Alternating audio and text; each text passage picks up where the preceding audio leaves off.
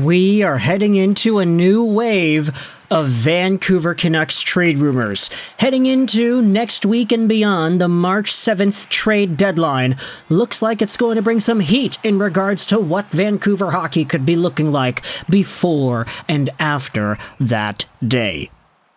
The past few days, we have been talking about Vancouver Canucks superstar Elias Pettersson and how disappointing he has been.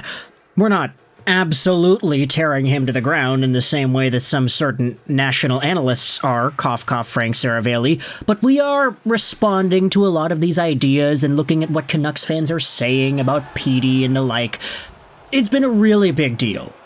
So, heading into this trade deadline period, it's really going to be interesting because Vancouver does not have the opportunity to trade Elias Pettersson past July 1st. He's got trade protection after that. If he gets traded, it'll be to a destination that he is okay with. We have seen throughout the years some players actually be okay with waiving their trade protection. I think the biggest, most obvious example of that was Andrei Kuzmenko from a Vancouver perspective because he had to waive to go to Calgary a year ago.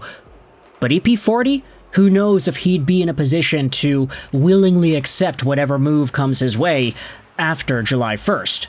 That is, of course, assuming the Canucks do end up trading him. I mean, it's possible they just don't do that. But anyways, this video is going over a certain idea of an Elias Pettersson trade that we have not dived into just yet. Because it's true that Elias Pettersson has been involved in trade talks this season. In particular, I think the most obvious teams that are getting tossed in there are the Buffalo Sabres and, to an extent, the Columbus Blue Jackets, but one of the bigger rumors that was popping up earlier in the month was the idea of Elias Pettersson getting traded over to Carolina. And it was reported by insiders that Carolina was involved in talking about Miller and Pettersson. Both of these guys were on the Hurricanes' radar, but before they pulled the trigger for one of them, more likely it would have been Elias Pettersson, they ended up backing out and saying, yeah, no, sorry, we're not going to get Petey anymore, we're just going to get Mikko Rantanen. Yeah, let's get that guy from Colorado. The price was sent over the other way. There was Jack Drury, there was Marty Necas. It was a pretty reasonable deal from the Colorado point of view if you assume that Rantanen was not going to re-sign even though he wanted to. But now, we're taking a look at these two situations. The Vancouver Pettersson situation is still continuing, and the Carolina situation with Rantanen has gotten even worse, because he's not playing well, he's not scoring as many points, and now reports have come out that he is rejected, or not really rejected, but he just has been sitting on a $100+ million deal, a $12+ million deal per year for 8 years, maybe $13 million a year. Per year. Mikko Rantanen has not committed.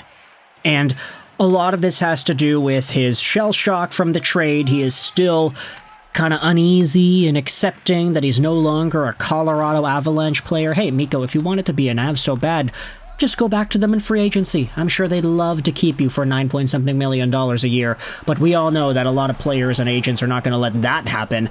Gotta maximize every dollar you can while you've got the opportunity to, right? Anyways, let's divert from making fun of people for trying to make as much money as they can whilst also fulfilling their own personal needs.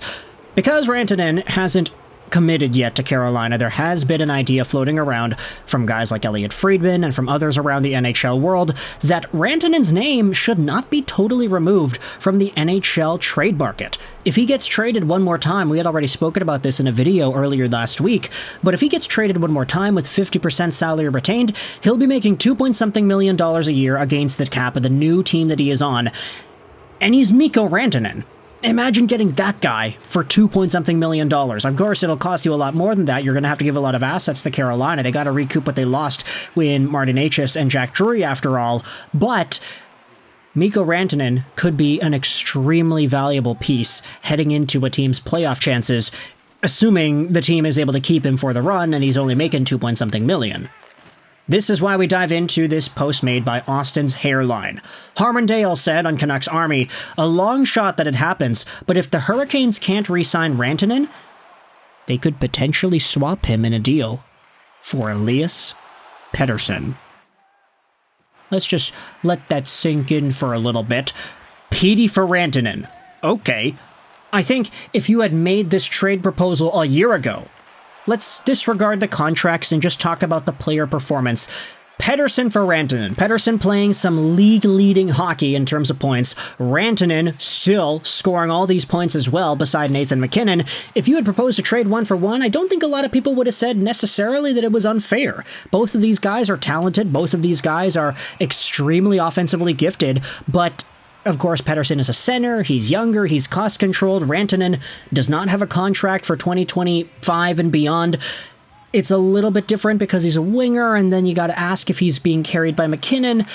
There are intangibles to skew the value in Pettersson's favor if you're looking at just the players in their primes and playing their best, but at the same time, you have to think about it like, okay, if either of these teams need the change of scenery from the player and they want to swap it around, it wouldn't be the worst thing in the world. So, yeah, I guess that's something to think about, right? Scrolling down in the post, this is what they also tweeted about here, Austin's hairline. Pierre LeBrun's article also said this. One final thing to keep in mind. We know the Hurricanes and the Canucks had trade discussions before Carolina pulled the trigger on the Avalanche blockbuster. The only possible way dealing away Rantanen before the deadline would make any sense is if the Canes had a plan B on tap. We know they've shown interest in Elias Pettersson, going back to even last season. Could that be a thing again? The Canucks center continues to struggle, and his contract scares away most. And I know the immediate reaction from a lot of y'all Canucks fans is going to be, hey, if we trade Petey, then what, is Filipino going to be the number one center on this team? Might I remind you, Mikko Rantanen can play center. I mean, he doesn't do it often, but he is capable of playing the position. He is listed as a center, after all, on all the websites of hockey databases and stuff. He does have the capability of doing that, but of course we know that his effectiveness is most profitably used on the wing, so would you have Filipino as a number 1C? Pius Suter as your number 2, Bluger as your 3, and then whomever else as the 4th line guy, Niels Ullmann, maybe? Maybe Elias Pettersson doesn't get traded in a 1-for-1 type of deal for Mikko Rantanen. Maybe it's like, okay, Carolina, because Pettersson is cost-controlled, because he has a contract, because you know you're going to get this guy for a long freaking time, send us Rantanen, 50% salary retained, okay, great, and then give us Kotkaniemi. I don't know, does that fit? What do the scales look like there when you think about Jesperi Kotkaniemi or some other center coming back over to Vancouver because you need a center to fill in the spot? Maybe it doesn't really fit roster-wise, you change one forward for two, but I don't know. There are a lot of opportunities for things to go differently if the Canucks traded away Petey for a guy like Mikko Rantanen. I'm not even saying that Mikko Rantanen on his own would be like a franchise-altering talent for the Vancouver Canucks. I think there's a lot that goes into his game where it's like, yeah, he played with MacKinnon his entire career. He was really good with MacKinnon and Makar. Sure, playing with Hughes is going to be good, but he's not playing with MacKinnon. He's playing with Filipino instead. Like, there probably will be some sort of a decline in points, but I don't know what it is, man. I don't feel like Rantanen is going to have this sort of Elias Pettersson-like fall over a cliff like we have seen with Petey over the past 12 months. I don't know, I just kind of believe in Rantanen more than that. So, Vancouver Canucks folks, if given the opportunity, would you want to see some sort of a Pettersson for Rantanen-like deal? Do you think that's possible? Do you think that is realistic? Do you think it would be entertained by the Carolina Hurricanes? Do you think this is their plan B? Hey, we can trade for Rantanen because if we don't sign him, we know we can't sign him, then we can just get Pettersson instead. We can flip Rantanen, get some other stuff, and we got Elias Pettersson. Imagine that, Aho and Pettersson. You just got to get the other Elias Pettersson and then get Sebastian Aho from the Islanders. You could have 2 Sebastian Ahos and 2 Elias Petterssons, and all is good in the world in Carolina, right?